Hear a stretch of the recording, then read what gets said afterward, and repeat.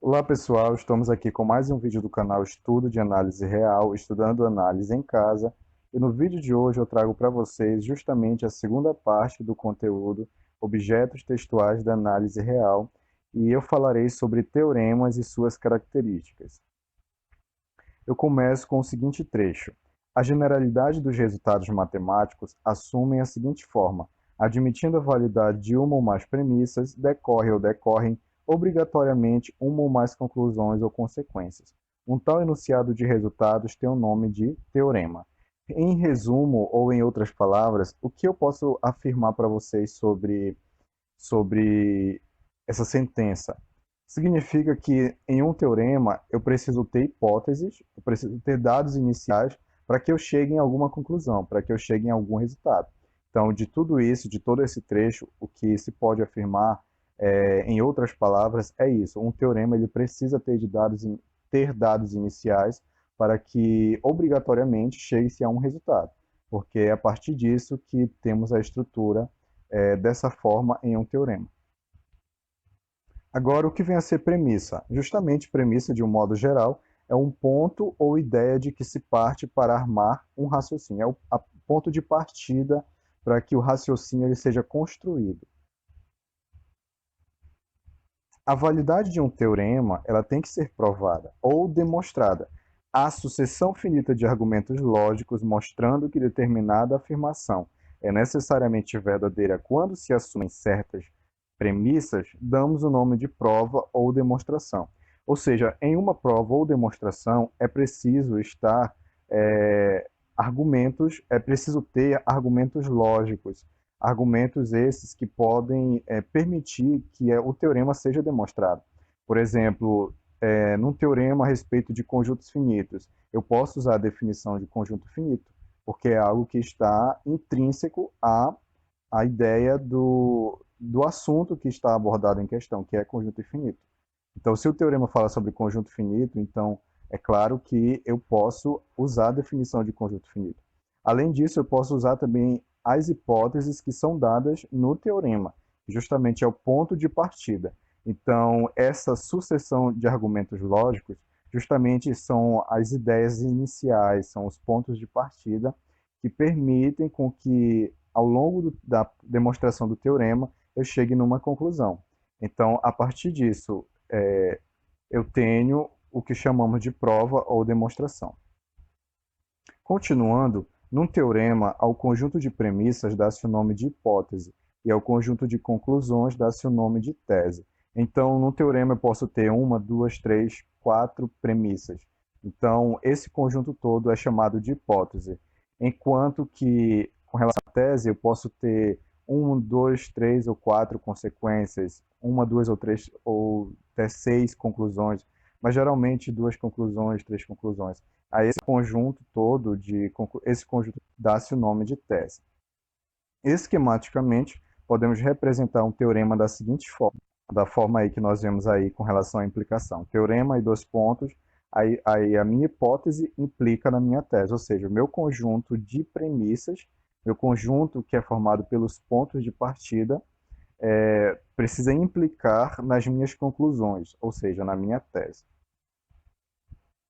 Aqui eu trago um exemplo de teorema que justamente é o segundo princípio de indução e também a sua demonstração, sendo que a demonstração desse teorema ela é feita por absurdo. Seja x contido nos números naturais o conjunto com a seguinte propriedade. Dado n nos naturais, se x contém todos os números naturais m, tais que m é menor que n, então n está em x. Nestas condições, x é igual a n. Vamos identificar qual é a minha hipótese. A minha hipótese nada mais é do que se x contém todos os números naturais m, tais que m é menor que n. Então, essa é a minha hipótese. Começou a partir do indicador de condicional, que é o se. Se isso. Aí, então, quando chega no então, aí eu já tenho a minha tese, já tenho a minha conclusão. Então, n está em x. Então, essa é a minha primeira conclusão que eu preciso chegar. E, por fim, eu também preciso chegar no fato de que x é igual a n. usando, claro, a minha hipótese. Então, aí eu tenho a minha hipótese, né, se x contém todos os números naturais m tais que m é menor que n, e tenho a minha tese, que é formada por duas conclusões. Então, n está em x, nestas condições, x é igual ao conjunto dos números naturais.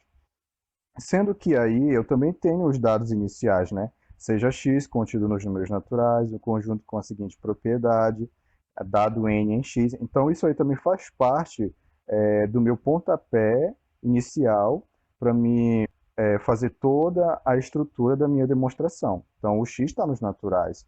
Então, eu preciso pegar um n natural. E eu também tenho a minha condicional. Se x contém todos os números naturais m, tais que m é menor que n.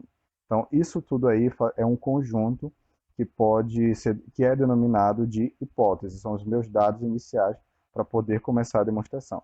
E sendo que nessa demonstração temos aí a técnica de prova por absurdo. A demonstração ela diz o seguinte: seja y igual ao conjunto dos números naturais menos o conjunto x. Afirmamos que y é igual ao conjunto vazio.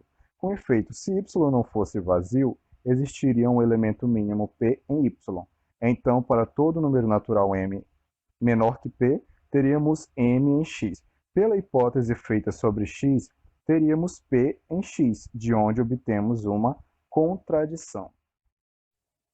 Dando continuidade, quando num teorema é válido também a recíproca, isto é, se P então Q e se Q então P, escrevemos P é equivalente a Q, ao invés de escrever P implica Q e Q implica P.